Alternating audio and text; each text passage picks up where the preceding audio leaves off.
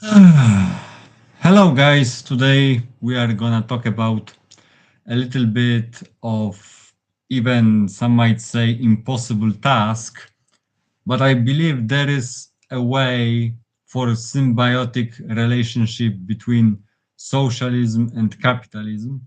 And basically, it's my own brew of socialism, which is called hybrid socialism.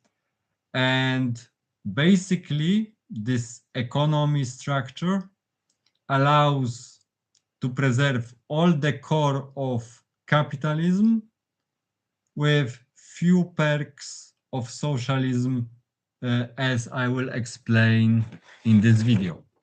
So basically, let me a little bit. Oh, yeah. So what you basically need to do is to preserve free market, uh, have ownership of goods and properties, and have democratic elections, parties, political parties like, conservative Democrats or other parties, and they needed to be voted by regular as citizens. So yeah, that's that. And basically what I'm trying to explain here is an idea for collective tax. A collective tax is basically a monthly income of one human. So, as you can see over here, there are some numbers, crafty numbers, a little bit. Okay, crafty numbers, motherfuckers. So basically over here, you have a lower class, and collective tax for lower class is 5%. Then you have a middle class, 8%, and high class, the rich people, 15%. Keep in mind that this percent means the amount of money will be taken from their monthly earnings. And it doesn't matter if you earn money on free market or through leading a company and so on and so forth. As much as you earn monthly, that would be taken away as government collective tax. So what's happening later is basically everyone pays taxes the amount that they need to pay, and from this the whole collective tax, let's say sum of all those taxes, 30% will go to lower class as a bonus payment, and 70% will go to GR. So GR is government regulations. So basically, fair work conditions, public services, and safety nets. 70% of all which government takes will be for basically that school roads, public transit, and safety nets for poor, elderly, and sick, and also for public healthcare. So let's see a little bit what I mean. You could think that those percentages, 8%, 15%, 5%, are a little bit wacky and random. But there is a reason for that. Basically, what I'm trying to do is to have let's say, mark zones and those mark zones can have designated percentages of collective tax assigned to them. However, there is one problem. If someone suddenly gets a little bit richer, the tax would no longer, for example, be 5%, but suddenly 8%. And to mitigate that problem, you basically give me a second. Yeah, you basically have this. As much as you earn from 40,000, let's say, coins or credits or whatever the fuck, the more you earn and you become from a lower class to middle class, here you will be starting to be living as a middle class citizen, then the collective tax grows from 5% of collective tax to 8% of collective tax. And basically, this allows for smooth transition.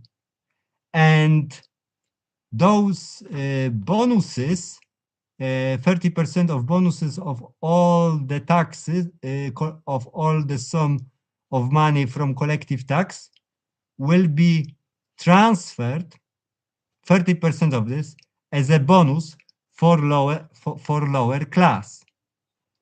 Lower class will receive perks, and perks contain monetary bonus which cannot exceed their individual monthly pay.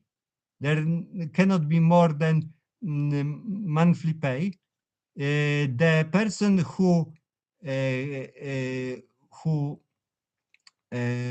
would receive this perk needs to be actively working in a job, and he needs to be also have a status of a lower class, and only then he can receive the bonus. So basically, with ideal, let's say, situation, the lower class citizen will have to pay 5% of his monthly income, and then after the all taxes will be collected, he will receive a bonus. So a bonus by which he will receive a amount of money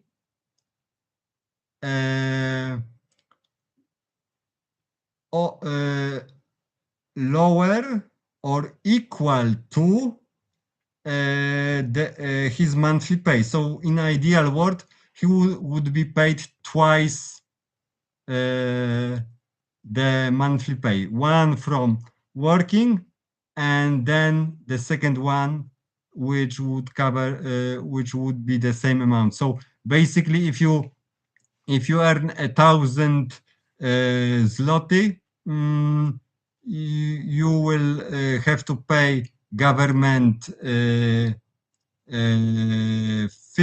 zloty, and you will receive up to 1,000 zloty. You need to have the three conditions basically. You need to be a lower class citizen. You need to actively have a job and working in it. And when you receive the bonus, this bonus cannot exceed your monthly income value, monetary value. And yeah, and keep it in mind that this, what I'm describing, is basically like a little bit like social democracy or something like that, but hybrid socialism goes into specifics. So basically, we want also public and private healthcare. and this part public will be achieved from GR. So government regulations, as I described, 70% of all the taxes goes will be going for public healthcare, and private healthcare will be able to also exist, but it will be provided by private companies, and they would charge differently, of course. So yeah, that's basically it. And basically, what I'm trying to do over here and over here is to create fountain structure economy, in which there, as you can see, this is a pyramid scheme. This is the lower class, this is a middle class, this is a high class bourgeoisie, and basically the whole profits will go up to the highest point, and then some of those profits will leak out to to the lower class, and only lower class. There cannot be situation in which middle class and high class will receive any perks or monetary bonus, because that wouldn't work like at all. The only lower class is permitted to receive monetary bonus, uh, and only if uh, all three conditions will be met. So uh, the citizen needs to actively work. He needs to earn as a lower class, and then his monetary compensation, the monetary bonus, cannot exceed the his monthly pay income. The richer you get, the more you will pay. However, those, let's say, uh, let's say, uh, levels of collective tax payment, like 5, 8, 15, exists solely to help, let's say, not only stimulate the economy, but also to help the lower class, so that lower class citizens will be able to, let's say, get an education, be in the programs which can broaden the scope of their own profession, and for example, students to earn a little bit extra, have something extra in order to find a job, and soon will be on the higher level of society, basically. So the fountain structure economy exists basically like that, as I described it, somewhat poorly, but sadly I don't have fucking camera to have pristine, clear view of what I uh, what I'm having here, what I described here. But I believe I described this as clear as possible. Here will be a little bit closer look on my poster, let's say. So basically, give me a second. So here we go. And keep in mind the margins over here are have very concrete amount of money in mind. So when you start ascending to the highest class, this percentage will go higher from 8 to 15, and how it's done, it's described over here. When you go here from here to here, and from here to here. So yeah, this here is described collective tax and so on and so forth. So basically, if you want to criticize me, uh, you are free to do it as much as you can, as much as you want, and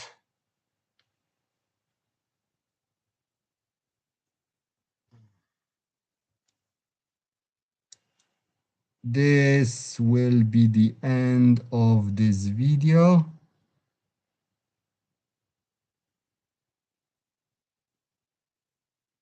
Uh-huh.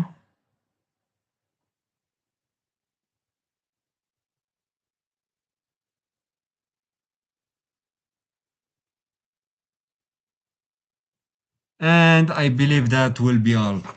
So, yeah.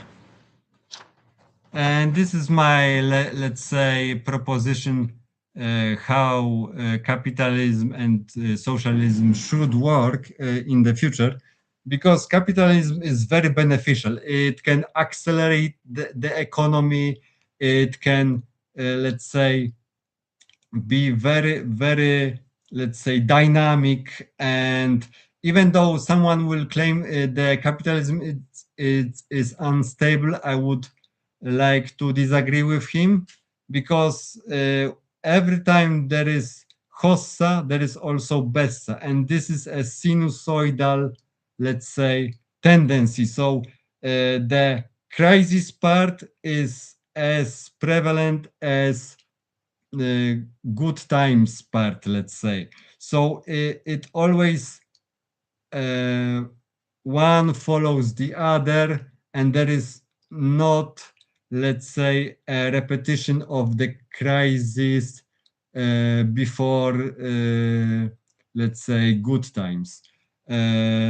So basically, capitalism proved to be very stable and quite reliable, even though the crisis can be very devastated. And during those times, government should aid the economy to minimize the damage to economy during crisis, but only in extreme cases. That's basically what also social democracy says, more or less. But yeah, this is my own personal blend of socialism. It's called hybrid socialism, the symbiosis between socialist elements and capitalist core uh, economy structure, all into one. And most countries in Europe basically operate a little bit similar to that, but my blend of socialism is a little bit more specific. So yeah, and let's talk a little bit about communists. Communists don't know economy all that well. They all they are good at is criticizing capitalism for basically exploiting a normal ass citizen. However, they fail even in Marx manifesto provide any solution, any feasible, realistic solution other than revolution. And yeah, that's basically it.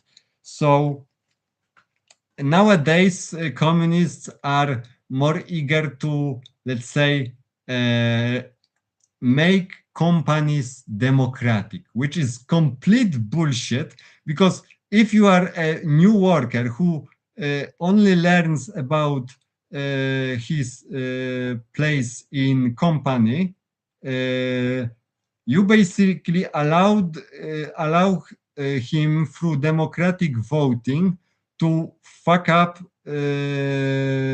your own company. And yes, communists always use the philosophy: what if every worker had a piece of this company?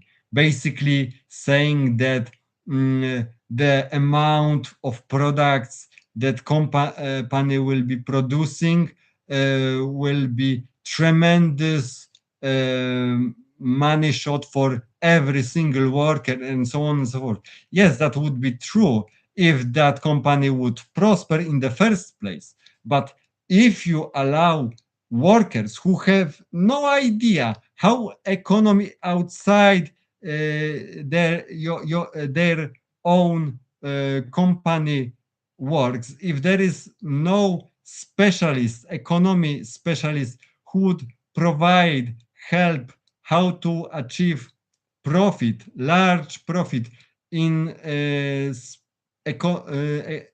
economical space, that company will ruin itself, basically speaking.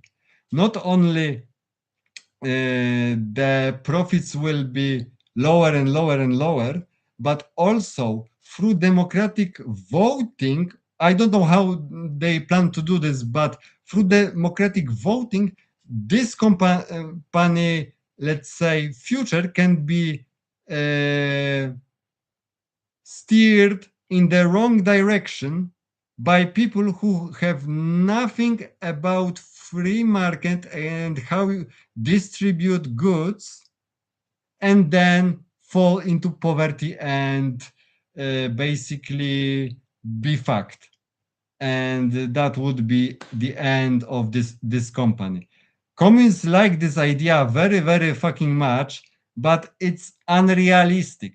You need to have workers who are good in their craft. You need the higher ups who can, let's say, direct them what to do on the certain day, where attention needs to be directed.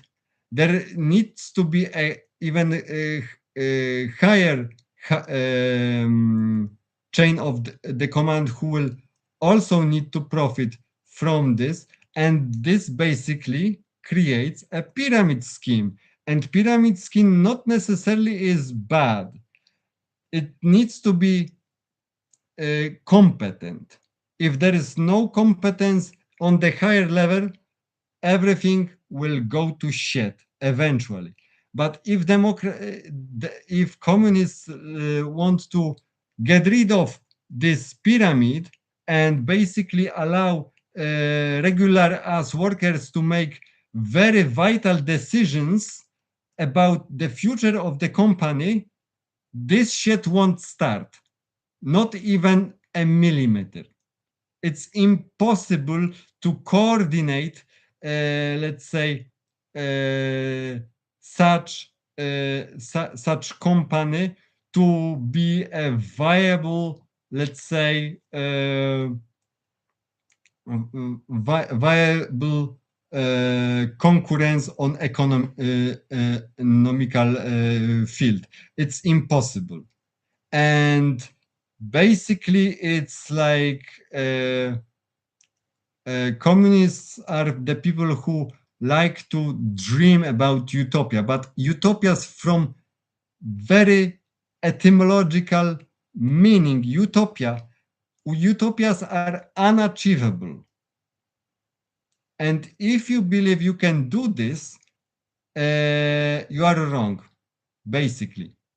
Especially if you have no knowledge about how you should lead your company. Many people, workers, no leadership, no company. There needs to be a pyramid structure. The only problem with pyramid structure is that higher ups on the highest tip can exploit the lower class. Exploit to the point it's like, you know, uh, to the extreme case. That's why government also needs regulations. How much of hours of work one man should get in a week? 5 days of work, 8 hours a day. Good. That's that what let's say uh, stabilizes the working conditions basically. Hello, Rivordo.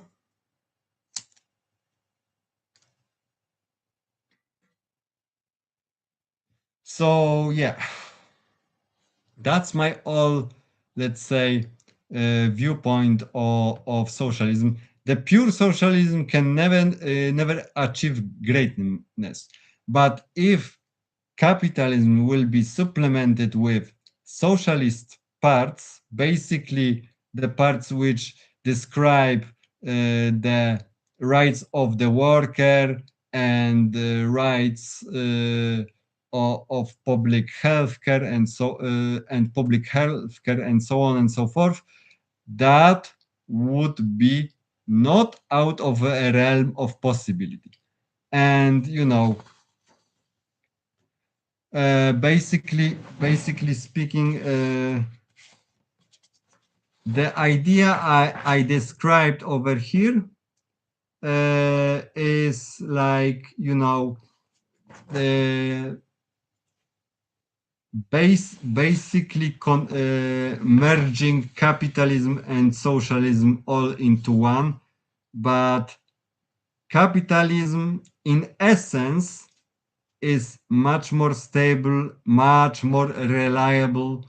Uh, but the thing about capitalism I don't like raw capitalism where workers have no rights and basically it's like uh, let's say economic revolution and cyberpunk all in one. That's what I don't like about capitalism. So yes, Rivaldo. That's why I'm saying that capitalism basically is good for economy. And if you will go to the starting minutes of the stream, you will get the whole my whole idea about how this hybrid socialism, which I created and coined this term, should work. Okay. Don't worry. I will be ending this stream right now, so it will be saved on my channel, so you can check it out anytime you, let's say, play replay and such. So see ya, and that's all from me.